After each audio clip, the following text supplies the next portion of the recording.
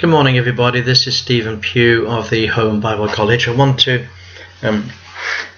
bring another aspect of my statement of faith. This is under the heading of the Law of the Covenants. It's 5.1. I believe that right from the very beginning, God entered into a covenant with Adam and all his sons, and that God gave his commandments to them to enable them to know his will and to live righteously before him. All the sons of Adam are in this covenant, and God provided a means whereby through sacrifice they might worship him and also might remain in fellowship with him. Now, the second aspect is I believe that God entered into a covenant with Noah and all his children and all creatures, and he gave the 7 laws of Noah to all mankind so that every man might know exactly what God required of him under law in covenant. All men without exception are in this covenant, and God provided a means whereby through sacrifice they might worship him and remain in fellowship with him. And thirdly, I believe that God entered into a covenant with Israel and all his children and all those who came to live with them. He gave the 10 commandments of the Mosaic law to the children of Israel to enable them to know what God required of them to live in covenant under law, and all the natural sons of Jacob are in this covenant. God provided a means whereby through sacrifice they might worship him and remain in fellowship with him. Now let's look at a number of scriptures here. First of all, Genesis chapter 3 verse 17, and unto Adam he said, because thou hast hearkened unto the voice of thy wife, and hast eaten of the tree of which I commanded thee, saying, thou shalt not eat of it, cursed is the ground for thy sake, in sorrow shalt thou eat of it all the days of thy life. Thorns also and thistles shall it bring forth to thee, and thou shalt eat the herb of the field, and in the sweat of thy face thou shalt eat bread.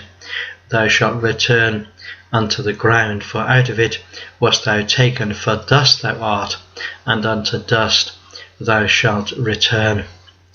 And let's have a look at chapter 9 verse 8.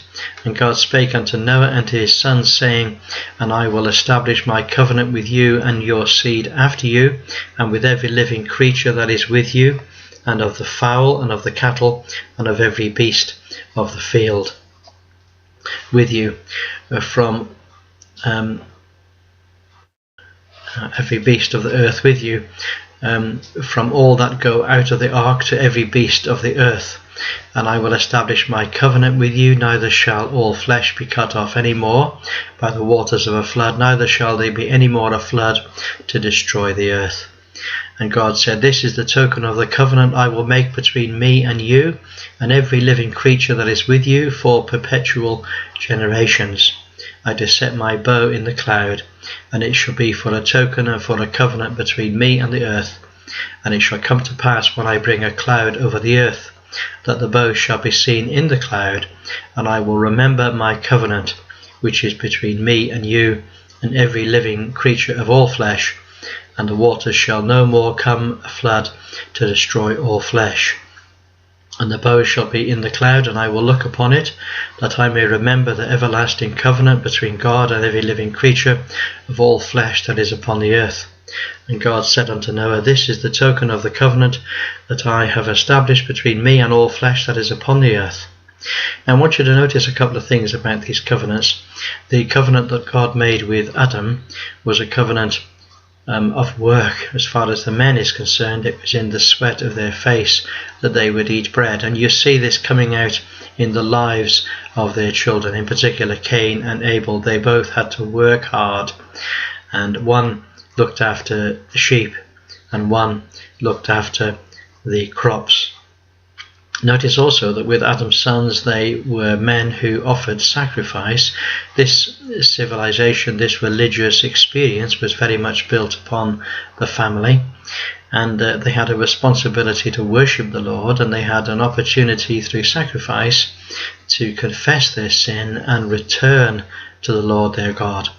The same was true with Noah. We see the notable example after the flood of Melchizedek, who was not only the priest of the Lord, but he was also king of Salem. Now he was priest of the Lord, and yet he was not a Jew. This was before Israel ever came into existence. So he was a Gentile priest, and he had an opportunity to worship the Lord, and he also had an opportunity to make sacrifice for sin. Now take a look at Exodus chapter 20 verse 1. And God spake these words, saying, I am the Lord thy God, which brought thee out of the land of Egypt, out of the house of bondage. Thou shalt have no other gods before me. And so we have the description of the 10 Commandments, which we know was very much enlarged and came under the 613 commandments of the Mishnah. So these were the laws of the covenant that were given to the children of Israel. But we must remember that there were laws of the covenant which the Lord gave to Adam, and there were laws of the covenant which the Lord gave to Noah. Now, every single human being in the whole world is a son of Noah. And of course, every human being in the world is a son of Abraham. But not everybody in the world is a son of Jacob. And so we can see the difference between these covenants. The covenant with Adam and the covenant with Noah are covenants which continue right on today. The covenant with Noah is something which every single unsaved man is in.